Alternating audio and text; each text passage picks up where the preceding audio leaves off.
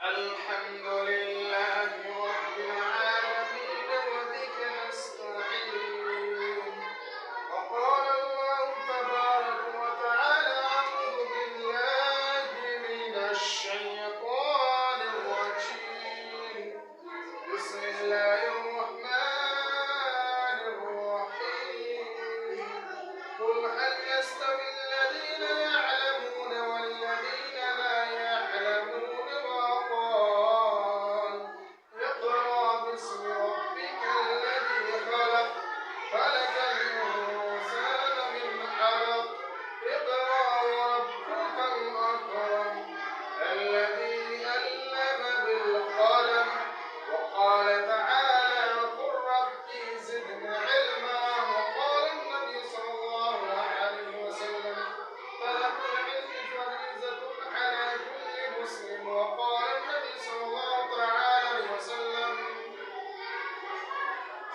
اطلب العلم من المهد إلى اللحد، أو كما قال الصلاة والسلام.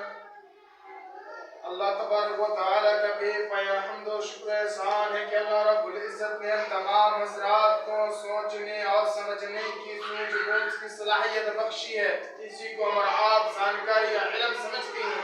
اللہ تبارک و تعالیٰ نے اس تمام مسلمانوں کے لیے، تمام انسانوں کے لیے جو آخری کتاب قرآن مجید نازل فرمائی، ان میں سب سے پہلی وہی یعنی علم کے طریقہ اور پڑھنے کی ذہن متوجہ کیا لوگوں کو.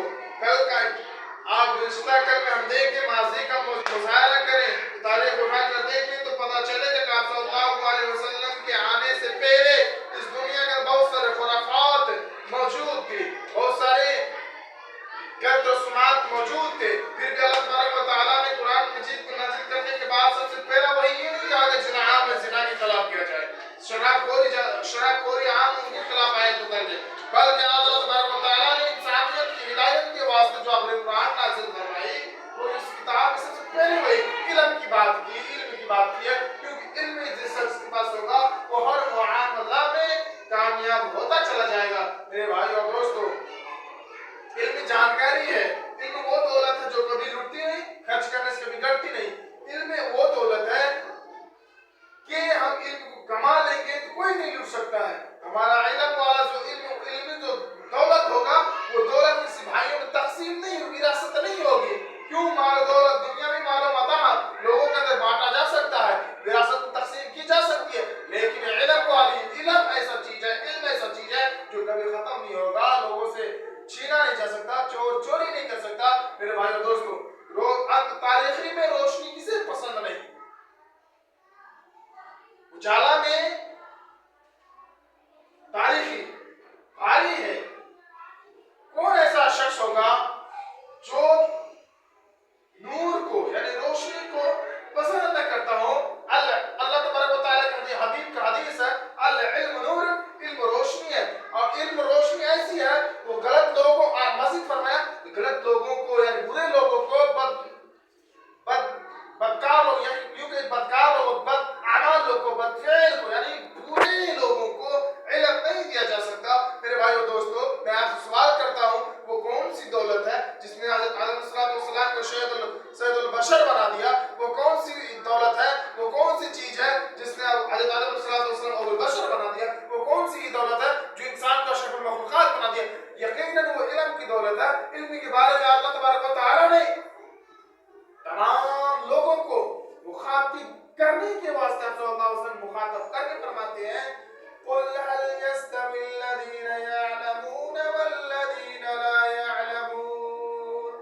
اے نبی صلی اللہ علیہ وسلم، آپ فرما دیجئے، لوگوں کو کہہ دیجئے، لوگوں کی بات پیغام سنا دیجئے کہ اہل علم یعنی جو علم رفتہ ہے، علم والا ہے، وہ بغیر علم سے اہل جہل ان کے برابر نہیں سکتا.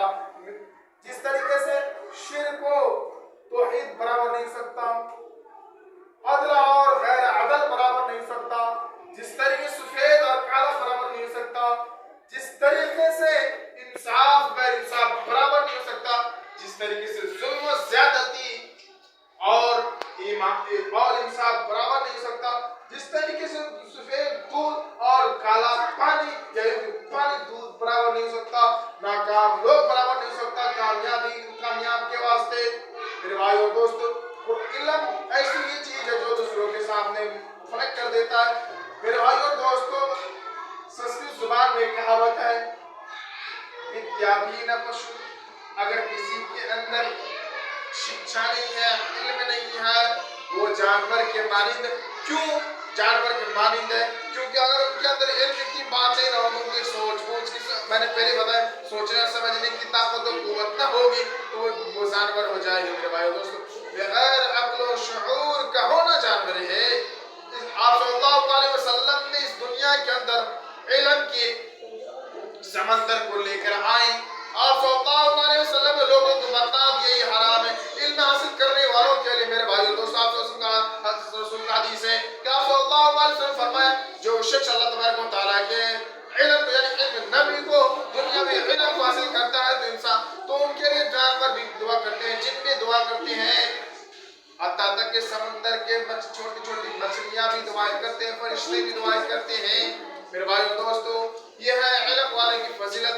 اگر علم حاصل کرنے والوں کے لیے اتنی بڑی فضیلت ہے تو یاد یقین جانی علم حاصل کرنا ہمارا اور آپ کے اوپر فرض عین ہونا ضروری ہے، کیونکہ اللہ تبارک و تعالیٰ کا رسول خود ارشاد فرماتے ہیں، طلب العلم فریضۃ علی کل مسلم و مسلمات، کہ آپ کے تمام امت مسلمہ پر مرد ہو یا عورت ہو، علم حاصل کرنا فرض ہے، چاہے وہ بچہ ہو، چاہے وہ نوجوان ہو، چاہے وہ ادھیڑ ہو، چاہے بوڑھا ہو۔ علم حاصل کرنا کون سا فریضہ علم، یعنی وہ علم جس سے قرآن اور حدیث کے بارے میں پتہ چل جائے، جس سے حرام اور حلال کا اقرار، ان دونوں کے درمیان اقرار اور ان کی تفریق کو سمجھ جائے، ایسا علم حاصل کرنا مسلم کو فرض کرا دیا۔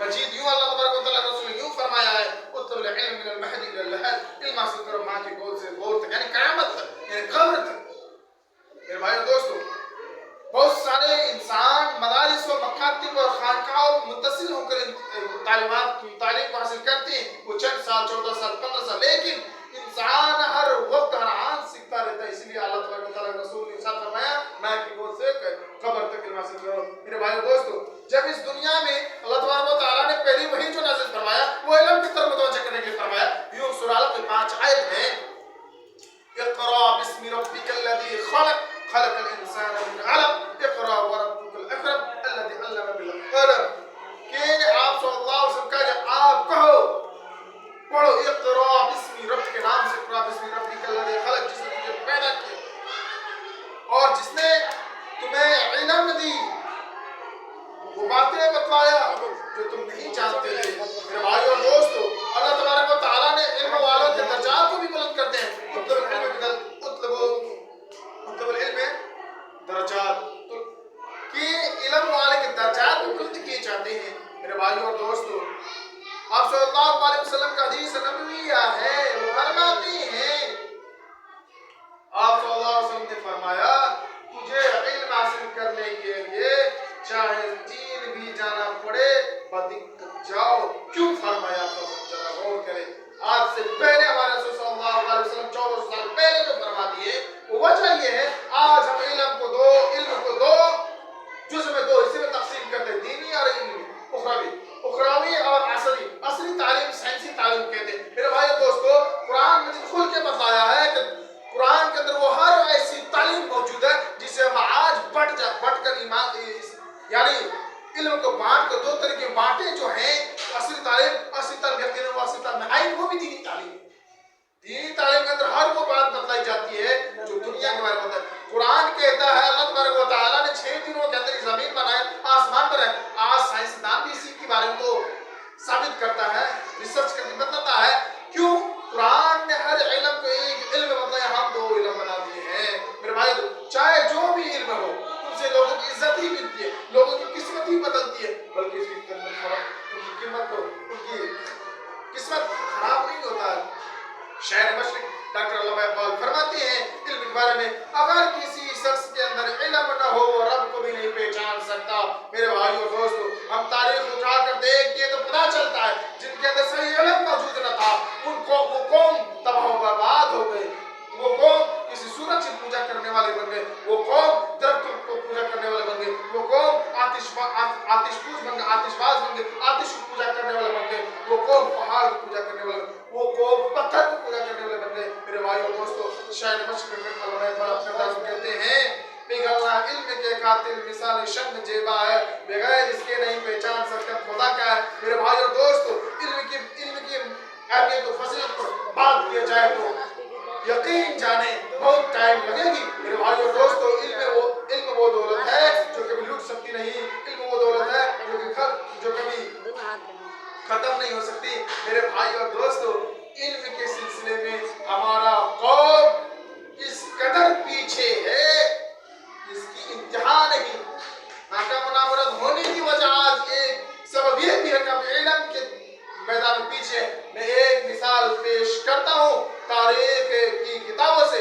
جب آپ صلی اللہ علیہ وسلم کے دور کے بعد جب اسلام سے یہودی اور نصارہ جب ہارنے لگے تو ایک مرتبہ ایک یہودی بوڑھا شخص نے کہا، تم اسلام سے کسی میدان میں جیت نہیں سکتے ہو، تم کسی میدان میں اسلام پر قابض نہیں ہو سکتے ہو۔ ایک میدان ہے، ایک طریقہ ہے جو تم مسلمانوں کو ہرا سکتے ہو، وہ تیر بھی چلانا جہاں تک تیر میں تم تیر انداز نہیں سک پاؤ گے، وہ تلوار بھی چلانا جہاں تک تم جنگ کے میدان سے جیت نہیں پاؤ گے، لیکن ایک میدان ہے تم ان سے آگے نکل سکتے ہو۔ اگر تم علم کے میدان میں آگے بڑھ جاؤ تو یقیناً مسلمانوں کے پیچھے چل تم مسلمانوں پر فتح یاب ہو جاؤ گے۔ میرے بھائی اور دوستو، آج اسی لیے اسلام کے علاوہ جتنے بھی اغیار ہیں، اقوام ہیں، جتنے بھی مذاہب سے تعلق رکھنے والے، وہ اصل تعلیم پر توجہ دیتی ہے، اسی لیے کہ ان کے اندر سائنسی تعلیم کی بیداری ہے اور ہمارا آپ پیچھے جا رہے ہیں۔ بس ہم کہتے ہیں مدرسہ کی تعلیم الگ ہے، اسکول کی تعلیم الگ ہے، یوں الگ پڑھتے رہے، نہ جانے زندگی کہاں سے گزر گئی، ہم نے کہاں سے اپنے مقصد کو کھو دیے۔ یہی وجہ ہے کہ ہم نے اصل علم کو کھو دیا۔ اصل علم یہی ہے قرآن اور شریعت۔ قرآن اور شریعت نے ہر وہ بات بتلائی ہے جو دنیا کے اندر برپا ہوتی ہے، دنیا کے ہر انسان کے لیے جو ضرورت ہے، ضرورت کب کیا ہوگی، کیا پڑے گی، یہ ساری باتیں قرآن نے بتلایا ہے۔ ضرورت اس بات کی ہے کہ ہم علم کو انفرادی طور پر بھی طلب کریں، اجتماعی طور پر بھی طلب کریں، اور ہم جب تک علم کے میدان میں آگے نہیں نکل آئیں گے، آگے نہیں بڑھیں گے۔ اسی لیے کہتے ہیں میرے بھائیو، تم نے خود کو نہ پڑھی، اپنے اولاد کو پڑھاؤ، اپنے مقصد کو چھوڑا، تم نے اپنے اولاد کو بامقصد بناؤ۔ تم نے علم بے علم رہا، تو بے علم رہا، یہ تیری خوش قسمت ہے، یہ تیری کمزوری ہے۔ بس تیرے اوپر یہ ذمہ داری اور فرض ہے، بنتا ہے، ہو جاتا عین ہوتا ہے کہ تم اپنے بال بچوں کو علم کے میدان میں آگے سے آگے بڑھاؤ، کیونکہ بغیر علم والا اس دنیا میں کوئی معنی نہیں رکھتا۔ کیوں؟ مثال لے، اگر علم کسی کے اندر موجود ہے، وہ آدمی کسی نہ کسی مقام پر فائز رہتا ہے۔ عربی میں کہتے ہیں صاحب علم علی فضل القوم، کہ علم والے لوگوں میں فضیلت والا ہوتا ہے، عزت والا ہوتا ہے۔ اس لیے ہماری ذمہ داری ہے کہ اسلام کے تقاضے کے مطابق اپنی زندگی کو ڈھالیں۔ انشاءاللہ ہماری زندگی کامیاب و کامران ہو کر رہے گی، چاہے دنیا کے لوگ ہمارے بارے میں جو بھی سوچ لے، پھر بھی ہم دنیا کے میدانوں میں ہر میدان میں آگے ہوں گے۔ مجھے افسوس ہوتا ہے، صد افسوس ہوتا ہے کہ ہم اس امت کے دعوے دار ہیں جس کو آپ صلی اللہ علیہ وسلم نے اس دنیا میں آخری امت کا سرٹیفکیٹ بن کے آیا، جس کا کہ وہ علم میں آگے تھے۔ علم کا سمندر ہے، آپ صلی اللہ علیہ وسلم کا خود حدیث ہے، میں علم کا سمندر ہوں اور حضرت علی علم کا دروازہ ہے۔ میرے بھائیو، جس مذہب کا منہج یہی ہے، جس مذہب کا اصل ترین بنیاد یہ علم کا بنیاد ہے، جس مذہب آنے پر دنیا کی تاریخیاں ختم ہو گئی علم کے ذریعے سے، برائیاں ختم ہو گئی شریعت کے علم کے ذریعے سے۔ آج ہم خود غرض ہیں، ایسے خود غرض ہو گئے، تعلیم کرتے ہیں ہم اسلام کے پیکر ہیں، اسلام کی کئی سنی بات میں عمل نہیں کرتے۔ ہماری ضرورت اس بات کی ہے کہ ہم خود بھی علم کے میدان میں آگے بڑھیں اور لوگوں کی بھی آگے بڑھائیں، کیونکہ آپ صلی اللہ علیہ وسلم آخری وقت آخری حجۃ الوداع کے موقع پر اللہ تعالیٰ نے 10 لاکھ اصحاب کرام کو اکٹھا کر کے مخاطب کر کے فرمایا تھا، بلغوا عنی ولو آیا، میری طرف سے ایک ہی بات کیوں نہ ہو، بات سیکھی ہوئی کیوں نہ تو لوگوں تک منتقل کرو. یہ ہماری ذمہ داری ہے. علم نسل بعد نسل ہوتا ہے, ایک نسل کے بعد دوسرے نسل پہ علم جاری ہوتا ہے میرے بھائی اور دوستو. اس لیے کہتے ہیں آج کی جو نسل ہے وہ با علم ہے, با علم ہے, با عمل ہی عمل نہیں ہے. اس لیے کہتے ہیں اصل انسان وہ نہیں ہے جو علم والا ہو, اصل انسان وہ ہے علم کے ساتھ ساتھ اپنے علم کے مطابق چلتا بھی ہو. ضرورت اس بات کے کم سے پورے دنیا کے اندر علم کے بارے میں پرچار و پرسار کرے اور خود اس کے لیے محنت کرے.